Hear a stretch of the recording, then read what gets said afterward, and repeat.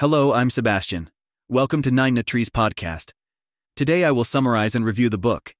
In the pantheon of business literature, Good to Great: Why Some Companies Make the Leap and Others Don't, by Jim Collins, stands out for its insightful analysis and practical insights on organizational transformation. Published in 2001, Collins embarks on a rigorous study to distill what separates truly great companies from the merely good. Through a careful examination of 28 years of data on 1,435 companies, Collins and his research team identify a select group that made a leap from average or below average stock returns to greatly outperforming the market. The book dives into the methodologies, leadership qualities, and strategic practices that mark these companies' journey to greatness, offering actionable lessons for businesses and leaders aiming to make a similar transition. Good to Great is not just a look at the past. It's a guidebook for any organization that aspires to greatness. I will give you key takeaways from this book. Firstly, Level 5 leadership. At the heart of the transformation from good to great lies the concept of Level 5 leadership, a term coined by Collins. Level 5 leaders embody a paradoxical mix of personal humility and professional will. They are leaders who don't seek success for their own glorification. Instead, they are driven to elevate their companies to greatness. These leaders are characterized by their modesty, willpower, discipline, and the focus on the success of the organization over their personal gain. The research presented in Good to Great shows the companies that made the leap had leaders who possessed these qualities. Such leaders prioritized the needs of the company, mentoring a successor to ensure the organization's ongoing success, stressing the sustainability of great results beyond their tenure. Secondly, the hedgehog concept. The hedgehog concept is based on an ancient Greek parable that distinguishes between the fox, who knows many things, and the hedgehog, who knows one big thing. In the context of Good to Great, this concept symbolizes the understanding by great companies of their core competency, what they can be the best in the world at, what drives their economic engine, and what they are deeply passionate about. The magic happens at the intersection of these three dimensions. This clarity and focus enable these companies to surpass their competitors.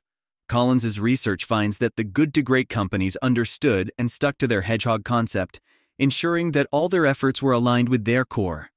They resisted the temptation to diverge into areas where they could not be the best, showing discipline to adhere to their central understanding. Thirdly, culture of discipline. Discipline is a fundamental theme that runs throughout Good to Great. It's not about authoritarian governance, but about creating a culture where discipline in thought and action is paramount. This framework allows individuals to have the freedom to act within the bounds of the company's hedgehog concept. Jim Collins argues that, in great companies, this disciplined approach is not enforced by strict rules and regulations, but is part of the organizational fiber. It's about hiring disciplined people who engage in disciplined thought and who take disciplined action. These companies focus on who before what. They get the right people on the bus and the wrong people off the bus before they figure out where the bus is going. This selective and rigorous approach to talent ensures that the team is aligned and capable of executing the company's vision with precision. Fourthly, technology accelerators. Collins introduces the concept of technology accelerators in Good to Great. These are not about blindly adopting the latest technology trends, but using technology as an accelerator of momentum, not a creator of it. Good to Great companies apply technology in a way that is directly linked to their hedgehog concept, thus amplifying their effectiveness. They wait until they understand how a new technology fits into their strategy before adopting it, ensuring that their use of technology is deliberate and impactful. Collins dispels the myth that great companies are always at the forefront of technology adoption. Instead, they are judicious and thoughtful, using technology to support their overarching goals and strategies, thereby sustaining their leap from good to great. Lastly, the flywheel effect. One of the most compelling ideas in Good to Great is the flywheel effect, which illustrates the cumulative process of building momentum. Collins likens this process to pushing a heavy flywheel. At first, pushing it forward requires a lot of effort for little apparent result, but with persistent pushing in a consistent direction, the wheel begins to turn faster and with less effort until it reaches a breakthrough momentum. This metaphor describes how Good to Great companies build success. There's no single defining action, no grand program, no one killer innovation that turns them from good to great. Instead, it's a series of consistent steps and actions, all aligned with their core principles, that accumulate to produce a significant breakthrough. The flywheel effect emphasizes the importance of patience, persistence, and discipline in achieving great results. In conclusion, Jim Collins' Good to Great: Why Some Companies Make the Leap and Others Don't offers invaluable insights for business leaders, managers, and anyone aspiring to transform an organization from mediocrity to excellence.